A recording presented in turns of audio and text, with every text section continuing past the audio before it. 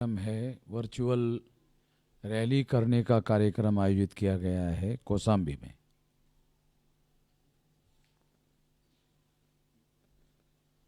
कौशाम्बी इलाहाबाद को सटा हुआ इलाका है और हमारा संगठन का महत्वपूर्ण सेंटर है। वहाँ पर हमारे कार्यकर्ताओं ने पूरे शक्ति के साथ, पूरे ताकत के साथ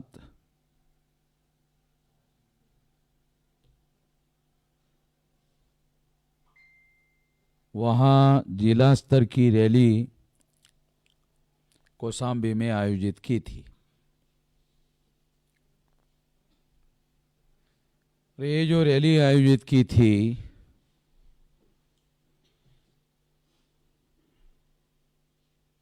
उत्तर प्रदेश में योगी की सरकार थी, तब भी पुलिस और प्रशासन की तरफ से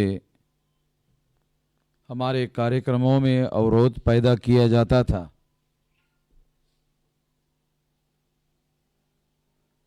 और चुनाव आयोग के निगरानी और नियंत्रण में अब प्रशासन चल रहा है, तब भी किसी प्रकार का प्रशासन और पुलिस प्रशासन के अंदर कोई परिवर्तन दिखाई नहीं देता है।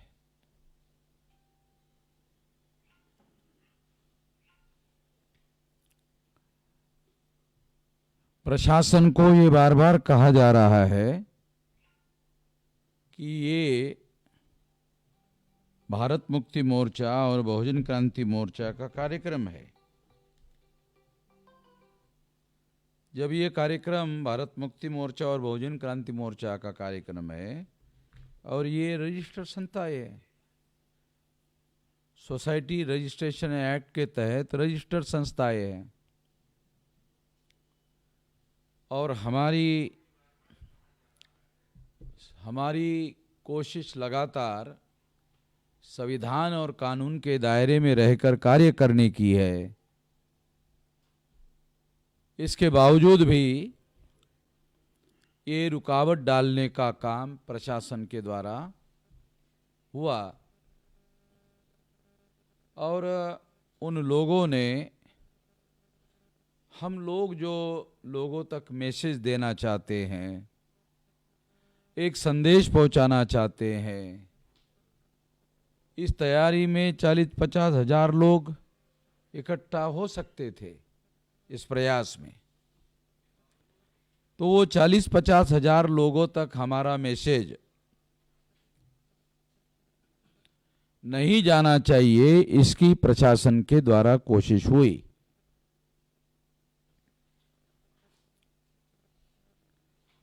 और प्रशासन ने इस तरीके से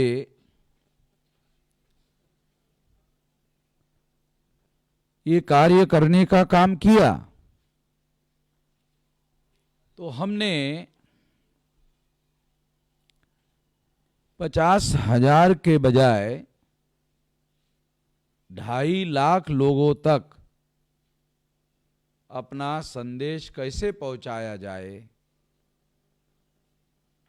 इसकी हमने व्यवस्था की। वर्चुअल हम लोगों ने व्यवस्था की, ऑनलाइन हमने व्यवस्था की, और 2.5 लाख लोगों तक हमारी आवाज पहुंचे, इसका प्रबंध किया। और इस तरह से प्रशासन ने, जो मनुवादी लोग बैठे हुए हैं, उन लोगों ने जो मकसद निर्धारित किया था कि हमारी आवाज लोगों तक नहीं पहुंचनी चाहिए, वो 5 गुना ज्यादा लोगों तक पहुंचने का हमने प्रबंध किया और हमारे दुश्मनों के मकसद को हमने फेल करने में कामयाबी हासिल की।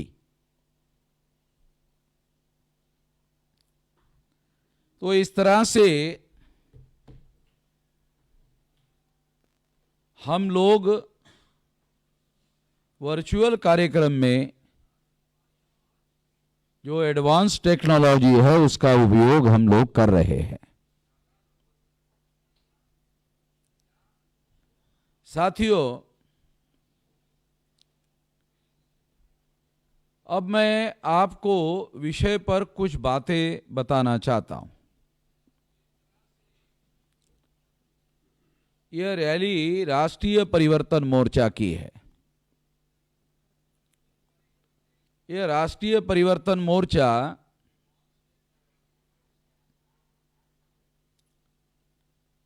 SC ST OBC माइनॉरिटी के जो राजनीतिक दल है, उस राजनीतिक दल के लोगों ने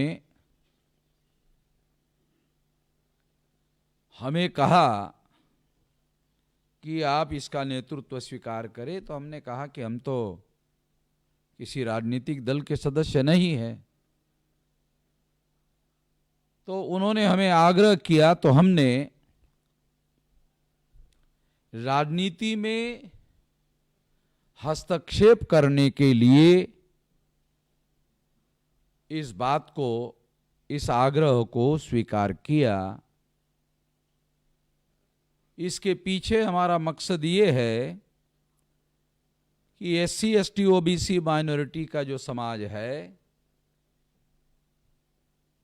वो शासक वर्ग तभी बन सकता है जब वो राजनीति में हस्तक्षेप करने का काम करे, या राजनीति करने का काम करे, या चुनाव लड़ने का काम करे, तभी कर सकता है।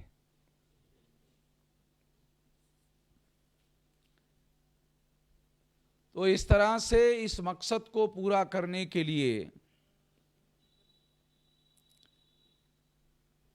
और उत्तर प्रदेश में बीजेपी को परास्त करने के लिए ये राष्ट्रीय परिवर्तन मोर्चा बनाया गया है। इस बात को ध्यान में रखते हुए हम लोगों ने ये योजनाबद्ध तरीके से काम को शुरू किया है। राष्ट्रीय परिवर्तन मोर्चा केवल राजनीति में ही हस्तक्षेप करने का कार्य नहीं करेगा, बल्कि राष्ट्रीय परिवर्तन मोर्चा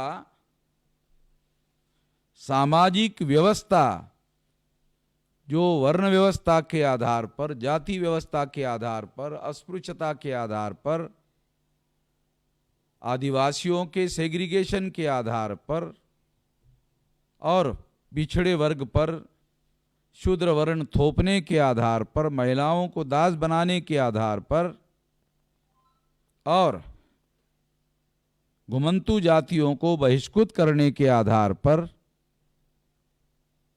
ये जो इस देश में व्यवस्था बनी हुई है, इस व्यवस्था में भी हस्तक्षेप करने के लिए ये राष्ट्रीय परिवर्तन मोर्चा कार्य करेगा।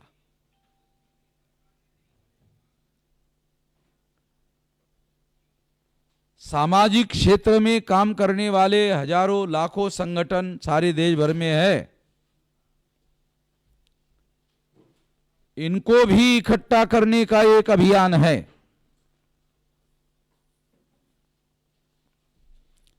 और ये अभियान योजनाबद्ध तरीके से चलाया जा रहा है, प्लानिंग बनाकर चलाया जा रहा है और इसके तहत ये काम किया गया है, या आने वाले समय में भी ये काम किया जाने वाला है।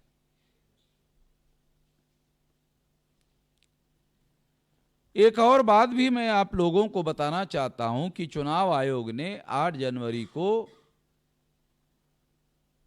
चुनाव का कार्यक्रम घोषित किया और आचार संहिता लागू की। उसके पहले उत्तर प्रदेश में और जहां जहां भी चुनाव हो रहा है वहां वहां पूरे मशीनरी का इस्तेमाल करते हुए, सरकारी मशीनरी का इस्तेमाल करते हुए, सरकारी पैसे का इस्तेमाल करते हुए बीजेपी ने विज्ञापन करने का काम किया और लोगों को सरकारी मशीनरी का उपयोग करते हुए इकट्ठा करने का काम किया।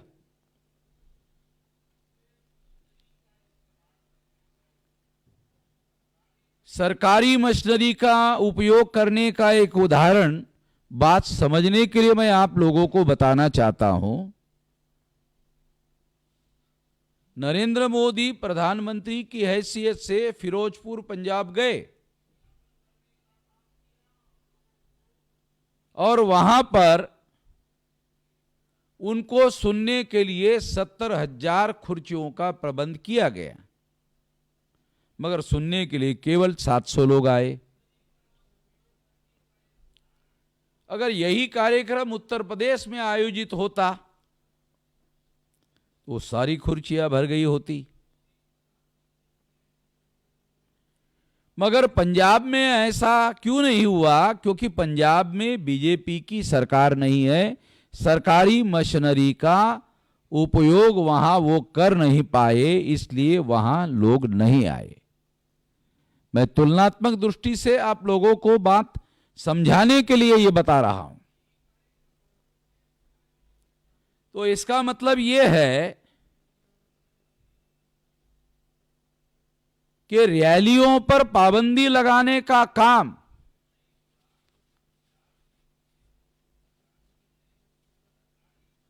ये किसको बचाने का कार्यक्रम है? चुनाव आयोग का। क्योंकि अगर रैलियां होती, क्योंकि 0.00% जो है कोविड है उत्तर प्रदेश में, और वो भी वैज्ञानिक कह रहे ये ओमिक्रॉन है, और ओमिक्रॉन जो है जिस किसी को भी हो जाता है कोरोना ओमिक्रॉन का, उससे 14 गुना इम्यूनिटी यानी प्रतिकार क्षमता मरीज के शरीर में उत्पन्न हो जाती है, 14 गुना। यानी जितनी वैक्सीन लगाने से पैदा नहीं होती, उससे कई ज्यादा प्रतिकार क्षमता ओमिक्रॉन की वजह से पैदा होती है, ऐसा विज्ञान के लोग कह रहे हैं। इसलिए वैज्ञानिकों का यह भी कहना है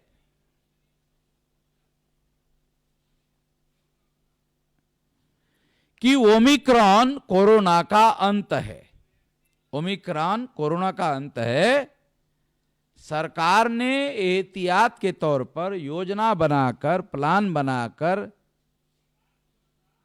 ओमिक्रॉन को फैलाना चाहिए। जितना ज्यादा ओमिक्रॉन फैलेगा उतनी ज्यादा प्रतिकार क्षमता बढ़ेगी, जितनी ज्यादा बढ़ेगी उतना जल्दी कोरोना खत्म हो जाएगा। अगर ऐसा है तो चुनाव आयोग को और वैज्ञानिकों को साथ में लेकर भीड़ और रैलियों का कार्यक्रम जारी रखना चाहिए था। यह सोचकर रखना चाहिए था कि ओमिक्रॉन बढ़ेगा और ओमिक्रॉन बढ़ेगा तो 3 या 5 दिन में घर में रहकर ही दुरुस्त होता है। उनको हॉस्पिटल में एडमिट करने की जरूरत नहीं है, ऐसा वैज्ञानिक कह रहे हैं, अखबारों में छपकर आ रहा है।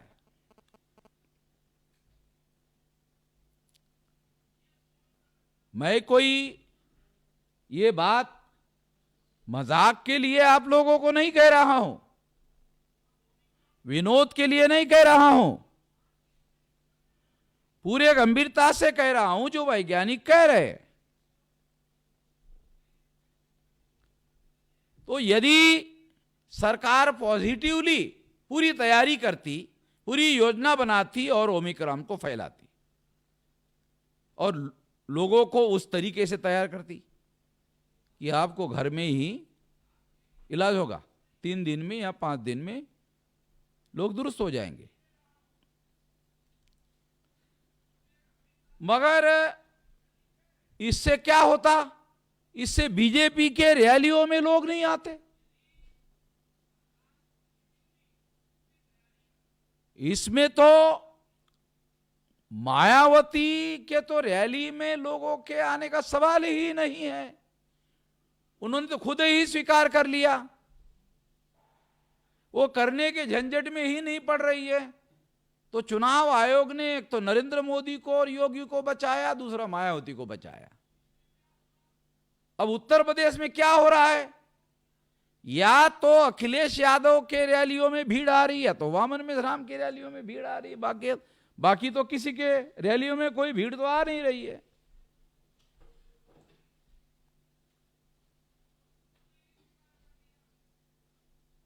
तो इसलिए चुनाव आयोग ने ये जो कार्यक्रम घोषित किया, ये सरकार ने कार्यक्रम बनाया और चुनाव आयोग ने पढ़कर सुनाया। संविधान निर्माताओं ने चुनाव आयोग को ऑटोनॉमस घोषित किया है, स्वायत्त घोषित किया है। वो भारत सरकार का डिपार्टमेंट नहीं है, भारत सरकार का विभाग नहीं है। मगर चुनाव कमिश्नर आजकल भारत सरकार के डिपार्टमेंट की तरह काम कर रहे हैं। और मैं यह ऐलानिया कह रहा हूं, ये कोई छुप के नहीं कह रहा हूं।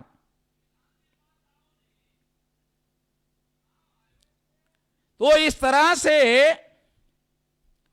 चुनाव आयोग ने बीजेपी, योगी, नरेंद्र मोदी, इनको रैलियां आयोजित करने के बाद लोग नहीं आएंगे तो उनको वर्चुअल करने की इजाजत दी। अब वर्चुअल में लोगों को पता ही नहीं चलेगा कि नरेंद्र मोदी को लोग सुनने को आ रहे हैं या नहीं आ रहे। बताइए, बेइज्जती बचाया। जब लोगों का जनमत बनाने के बाद लोग वोट डालने के लिए जाते हैं, जनमत बनने के लिए ही चुनाव आयोग ने रोक लगा दिया। ये तो चुनाव आयोग ने फंडामेंटल गलती करने का काम किया, मौलिक रूप से गलती करने का, संवैधानिक रूप से गलती करने का काम किया।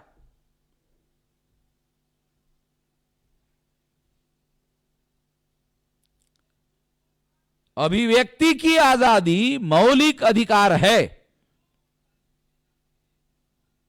यदि सरकार चाहती, चुनाव आयोग चाहते, तो वो प्रबंध कर सकते थे, उनके पास ऐसे कानूनी अधिकार है। हाँ भाई, आप लोगों के 1 लाख लोग आ रहे हैं, चलो 1 लाख लोगों की रैली करो, मगर 1 मीटर का अंतर रखो लोगों के बीच में, ऐसा अरेंजमेंट करो। और ये अरेंजमेंट पर चुनाव आयोग निगरानी करता, उस तरीके से पॉलिटिकल पार्टियों से कार्य करवाता, उसकी व्यवस्था में मदद करता, उसको आर्थिक मदद करता। और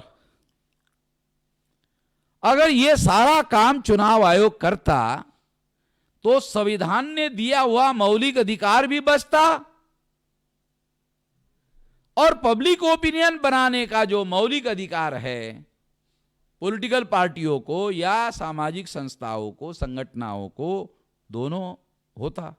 मगर चुनाव आयोग ने जो तरीका अपनाया वो आर्टिकल 19 के उल्लंघन का मामला है। उसमें केवल कोविड का ध्यान रखा गया है, उसमें अभिव्यक्ति की आजादी का ध्यान नहीं रखा गया है, मौलिक अधिकार का ध्यान नहीं रखा गया है। तो ये गलती चुनाव आयोग के द्वारा हुई और ये गलती जानबूझकर बीजेपी को मदद करने के इरादे से हुई है, ऐसा मेरा मानना है। पहले का जो चुनाव कमिश्नर, चीफ इलेक्शन कमिश्नर था, वो तो खुल्लम खुल्ला नंगई पर उतरकर बीजेपी की मदद करता था, ऐसा उसके खिलाफ में आरोप था। और यह भी पता चला कि उसको गवर्नर बनाया जाने वाला था, मगर जब हंगामा हुआ और लोगों ने बड़ा विरोध किया, तब जाकर के उसको नहीं बनाए गए। तो इस तरह से मैं आप लोगों को ये बात बता रहा हूं और समझाने का प्रयास कर रहा हूं। तो ये बात हम लोगों को जानना, हम लोगों को समझना जरूरी है। दूसरी एक और बात भी मैं आप लोगों को बताना चाहता हूं कि बीजेपी ने, उसके पहले कांग्रेस ने यह काम किया और अभी बीजेपी कर रही है, और बीजेपी कई गुना ज्यादा कर रही है। कांग्रेस ने काले धन का चुनाव में धड़ल्ले से इस्तेमाल किया, बीजेपी उससे भी ज्यादा कर रही है। पिछले चुनाव में 60,000 करोड़ रुपया चुनाव में पॉलिटिकल पार्टियों ने खर्चा किया, उसमें अकेले 27,000 करोड़ रुपया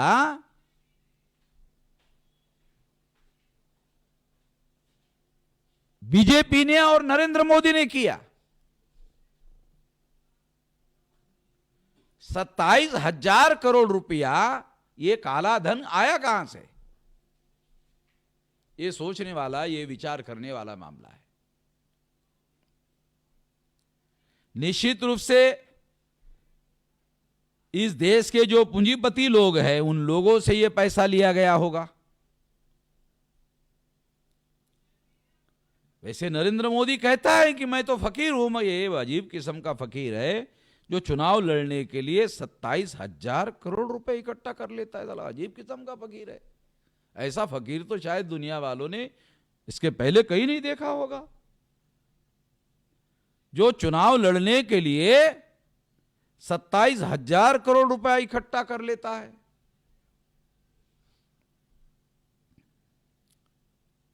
दूसरे लोगों के पास में इतना पैसा नहीं है, काला धन नहीं है। हमारे पास तो सफेद नहीं है, काला तो बहुत दूर की बात है, हमारे पास सफेद नहीं है। हमारे पास न काला धन है न सफेद है। हमारे पास अगर कोई है तो वो है जनधन है। लोग हमारे साथ हैं और इसलिए लोग खून पसीने की कमाई करते हैं, उसमें पैसा कमाते हैं, अपने परिवार को चलाते हैं और उसमें से कुछ बचत पैसा जो है वो हमें आंदोलन चलाने के लिए भी देते हैं।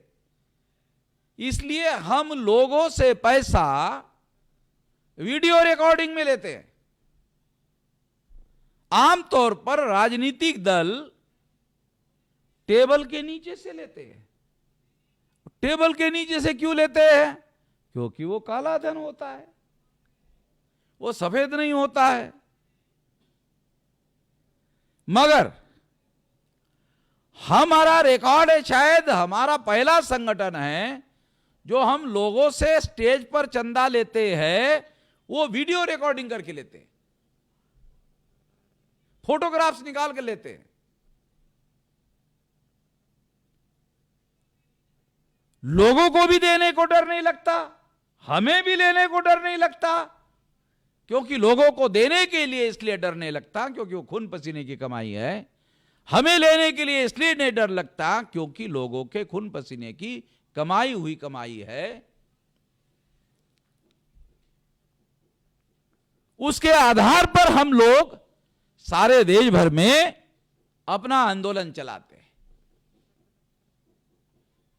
लोगों से चंदा इकट्ठा करने के लिए, डोनेशन इकट्ठा करने के लिए, पेबैक फंड इकट्ठा करने के लिए हम लोग सालों, कम से कम 6 महीने का समय तो हमारा लोगों से चंदा इकट्ठा करने के लिए चला जाता है और 6 महीने का समय ही हमें संगठन बढ़ाने के लिए मिलता है। इसके बावजूद भी हम लोगों ने 31 राज्यों में 567 जिलों में 4000 से ज्यादा तहसीलों में 22,000 से ज्यादा ब्लॉक में और 1.5 लाख से ज्यादा गांवों में संगठन खड़ा किया है। और इसी के बलबूते पर हमने 2 बार भारत बंद करवाया और जिन मुद्दों पर भारत बंद करवाया, भारत सरकार को जिस मकसद के लिए भारत बंद करवाया था वो करने के लिए मजबूर किया। इवन ओबीसी के नीट का जो मामला है उसके लिए भी हमने लड़ाई लड़ी और उसको भी हमने मंजिले मकसद तक पहुंचाने का काम किया। उसको भी भारत सरकार को मजबूर होकर लागू करने के लिए हमने मजबूर किया। साथियों, जिन लोगों के पास काला धन है, वो काले धन वाले जो लोग हैं,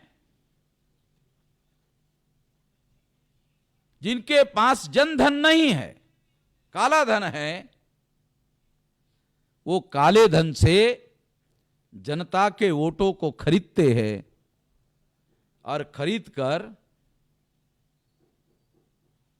बहुमत हासिल करते हैं। सरकार बनती है, सरकार से लोगों की उम्मीदें होती है और 6 महीने में ही लोग उसके विरोध में खड़े हो जाते हैं, क्योंकि जो वोट खरीदकर हासिल किया हुआ बहुमत है वो वास्तविक बहुमत नहीं होता है, वो पब्लिक विल वाला बहुमत नहीं होता है, वो लोगों की इच्छा से चुना हुआ मैंडेट नहीं होता है। इसलिए लोग उसके खिलाफ में खड़े होते हैं। तो भारत में 3.5% जो लोग हैं, उन लोगों के द्वारा काला धन चुनाव में इस्तेमाल किया जाता है और इस्तेमाल करते हुए जनता के ऊपर सरकारों को थोपा जाता है, चाहे राज्य सरकार हो चाहे केंद्र सरकार हो, थोपा जाता है। और इस थोपने की वजह से लोगों की जो मौलिक समस्याएं हैं उसका समाधान होता हुआ दिखाई नहीं देता। आप लोग सुनकर हैरान हो जाओगे, कोविड काल में जब लोग लाखों की संख्या में भारत में मर रहे थे और लोगों का रोजगार छिन गया था, ऐसे कोरोना काल में, कोविड काल में उद्योगपतियों ने 12 लाख करोड़ रुपया कमाए। हैरान करने वाली बात है। 12 लाख करोड़ रुपया कमाया। ये कैसे कमाया, ये एक अजीब बात है। इसमें एक बात तो दिखाई दे रही है कि सरकारी कंपनियों को बेचने का जो काम हुआ बड़े पैमाने पर, इसकी वजह से उद्योगपतियों की संपत्ति बहुत ज्यादा बड़े पैमाने पर बढ़ी। 12 करोड़ लाख करोड़ रुपए का बेनिफिट हुआ। तो ये जो सरकारी संपत्ति बेचने से फायदा हुआ, उसके आधार पर इस देश में कोविड काल में उद्योगपतियों ने 12 लाख करोड़ रुपया कमाए। फिर चुनाव में उनको केंद्र सरकार या राज्य सरकारों को 12 लाख में से 1 करोड़ देना, वो कोई अपने जेब से दे तो है नहीं रहे, जो सरकार ने प्लानिंग बनाकर उनका इनकम बढ़ाया, उसमें से 12 लाख करोड़ में से 1 लाख करोड़ दे रहे होंगे। तो इस तरह से इन लोगों ने कोविड काल में 12 लाख करोड़ रुपया कमाया, मगर आम आदमी की समस्याओं का कोई समाधान नहीं किया। रोजगार की समस्या का कोई समाधान नहीं किया। सरकार खुद कहती है कि शहरों में 75% लोग गरीबी रेखा के नीचे जीवन यापन कर रहे हैं और गांवों में 90% लोग गरीबी रेखा के नीचे जीवन यापन कर रहे हैं, और सरकार उनको 5 किलो अनाज दे रही है। मैं ऐसा मानता हूं कि ये जो मुफ्त में 5 किलो अनाज दिया जा रहा है, ये हरामी का खून पैदा करने के लिए दिया जा रहा है, ताकि हरामी का खून जो अगर पैदा होता है तो इससे उनको आसानी से खरीदा जा सकता है। तो ये काम किया जा रहा है। ये हैरान करने वाली बात है, मगर ऐसा किया जा रहा है, ये दिखाई दे रहा है। इस देश के जो साधारण लोग हैं, इन साधारण लोगों की समस्याओं का कोई समाधान नहीं किया जा रहा है। साधारण लोगों की क्या आकांक्षाएं है? साधारण लोगों की कोई बहुत बड़ी आकांक्षा नहीं है कि उनको इज्जत से रोटी, कपड़ा और मकान मिले। इज्जत से मिले, रोटी, कपड़ा और मकान मिले। आज भी देश में ऐसे लोग हैं जिनको पेट भर अन्न नहीं मिल रहा है। सरकार खुद भूखमरी के आंकड़े घोषित कर रही है। लोगों को कपड़े पहनने को नहीं मिल रहे हैं। लोगों को रहने के लिए मकान नहीं है। और आजादी के 75 साल बाद ये हो रहा है। आजादी को 75 साल हो गए।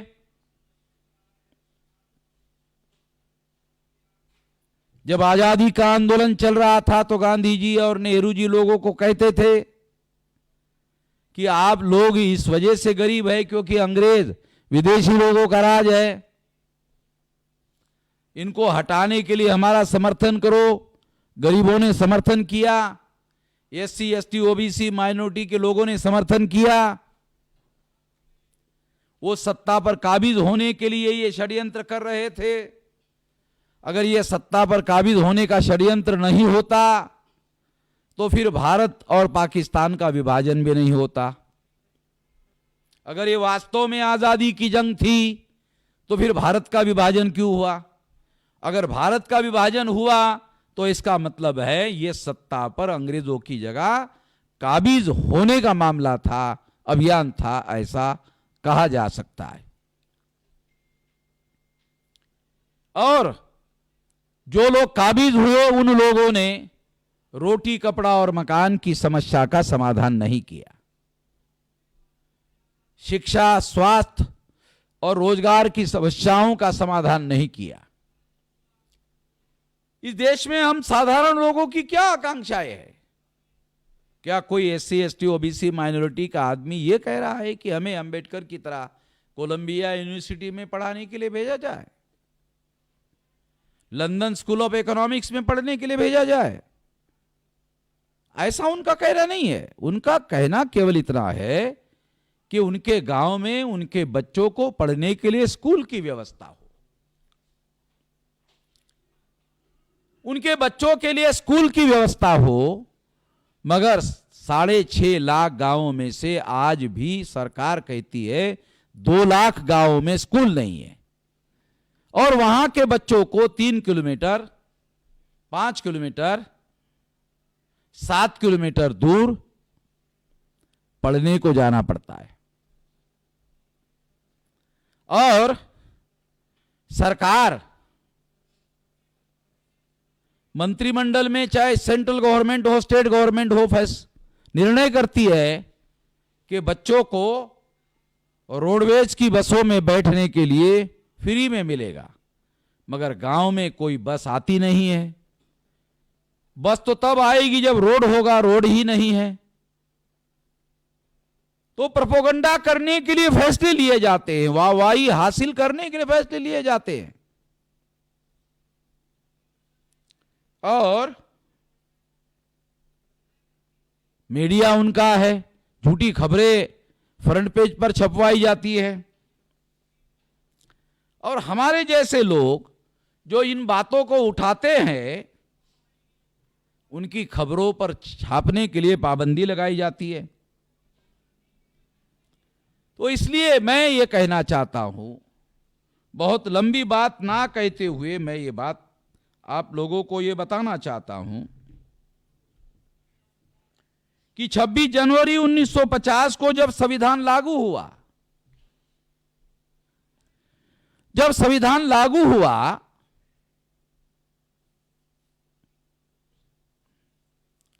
तब बाबा साहब अंबेडकर ने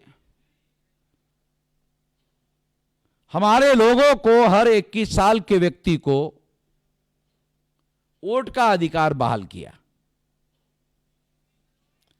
उसे एडल्ट फ्रेंचाइज कहा जाता है, प्रौढ़ मताधिकार कहा जाता है।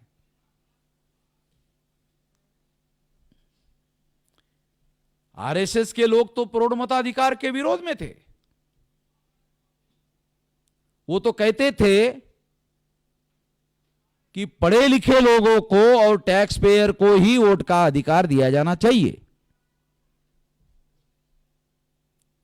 इंग्लैंड में भी पढ़े लिखे लोगों को और टैक्स पेयर को ही वोट का अधिकार था, वहां तो महिलाओं को भी वोट का अधिकार नहीं था। वो उसी तरह से भारत में भी ये अधिकार लोगों को बहाल ना हो, इसके लिए वो कोशिश कर रहे थे। मगर बाबा साहब अंबेडकर के द्वारा प्रौढ़ मताधिकार लागू करवाया गया। उसके पीछे उनका मकसद था, उनको लोगों ने कहा भी था, उनको पूछा भी था, अंग्रेजों ने भी पूछा था। 1932 में जब बाबा साहब अंबेडकर को प्रौढ़ मताधिकार के बारे में आग्रह करते हुए देखा, तो अंग्रेजों ने उनको कहा कि अगर हम प्रौढ़ मताधिकार लागू कर देते हैं तो लोग गुमराह हो जाएंगे, गलत रिप्रेजेंटेटिव को चुनेंगे। तो बाबा साहब अंबेडकर ने इसका जवाब दिया, समर्थन करते वक्त यह जवाब दिया कि एक्सरसाइजिंग ऑफ वोट, यानी बार बार वोट देने का जब अनुभव होगा तो अनुभव से लोग सीख जाएंगे किसको वोट देना चाहिए और किसको नहीं देना चाहिए। आज कांग्रेस की जो दुर्दशा हुई वो लोग जागृत होने की वजह से ही हुई। तमाम बैकवर्ड क्लासेस के लोगों ने, एससी, एसटी, ओबीसी, माइनॉरिटी के लोगों ने सारे देश भर में जो दल बनाए, वो दल कामयाब भी हो रहे हैं, वो लोगों को जागृत और इकट्ठा भी कर रहे हैं। तो जो बाबा साहब अंबेडकर ने कहा था एक्सरसाइजिंग ऑफ वोट, वो कुछ हद तक बात दिखाई दे रही है। उसको फेल करने के लिए और नए तरीके डेवलप करने की प्रयास, कोशिश किया जा रहा है। मगर मैं लोगों को यह कहना चाहता हूं कि वोट का अधिकार वोट देने का अधिकार नहीं है। वोट का अधिकार ये शासक चुनने का अधिकार नहीं है। अगर आप मानोगे कि हमें वोट का अधिकार शासक चुनने के लिए दिया गया, तो आप सोचेंगे, एससी एसटी ओबीसी माइनॉरिटी के लोग सोचेंगे शासक बनना तो हमारा काम नहीं है, तो आप दूसरों को चुनने का काम करोगे।